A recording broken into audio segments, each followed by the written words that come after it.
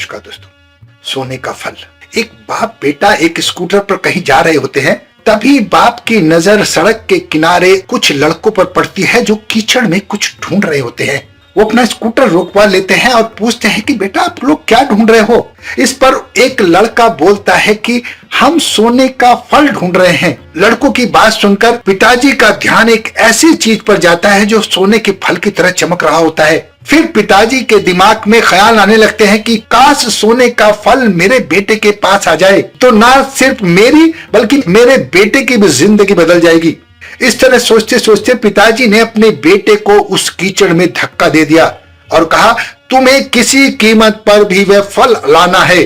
लेकिन बेटे को वह फल नहीं चाहिए था और वह अपने पिताजी को समझाने की कोशिश करता है, मेरी खुशी इस फल में नहीं है, मेरी खुशी कहीं और है, मेरे सपने कुछ और हैं। लेकिन उसके पिता उसकी नहीं सुनते हैं, उसे धक्का देते हैं और कीचड़ में गिरा देते हैं। बोलते हैं मैं तुम्हें पूछ नहीं रहा हूं, मैं तुम्हें बता रहा हूं, तुम्हें सोने का फल ढूंढ कर लाना है। बेटा अपने बाप के सपनों को पूरा करने के लिए अपनी पूरी जान लगा देता है और पूरी कोशिश करता है कि किसी भी तरह सोने का फल उसके हाथ लग जाए। लेकिन जैसे जैसे वो सोने के फल को पकड़ने की कोशिश करता है, सोने का फल नीचे घुसने लगता है। फिर उसे समझ में आता है कि ये कीचड़ नहीं दलदल है, और जब उसे समझ में आता है दलदल है तो बेटा चिल्लाने लगता है। वो पिताजी की तरफ देखता है और मदद के लिए पुकारता है, लेकिन पिताजी उसकी एक नहीं सुनते हैं और उसको कहते हैं बहाने मत बनाओ, किसी भी कीमत पर वो फल ढूंढ कर लाओ। लड़का फिर से दोबारा कोशिश में लग जाता है और पूरी जी जान लगा देता है। उसके बाद भी उसके हाथ कुछ नहीं आता है।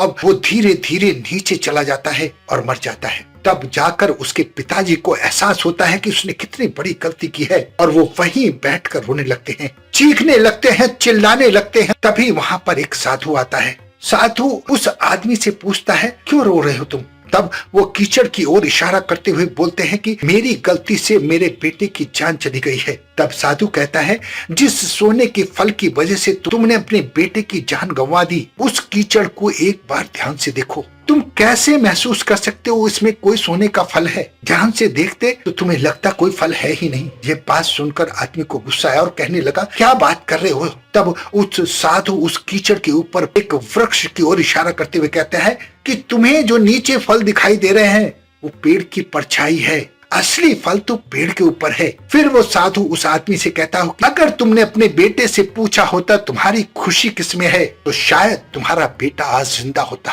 और तुम्हारे हाथ में सोने का फल होता, तुम्हारे बेटे के रूप में। दोस्तों कहानी को कहने का लब्बो-लुबाब यह है कि लालच में नहीं पड़ना चाहिए। हमें अपनी औलाद की भी खुशी देखनी चाहिए, उसकी औलाद की खुशी किस बात में है और हमें उन बातों का भी ध्यान रखना चाहिए। आशा करता हूं मेरी बात आपको अच्छी तरह समझ में आ गई होगी। अपना बहुत ध्यान रखें, हंसते रहें, मुस्कुराते रहें, खुश रहें। धन्यवाद।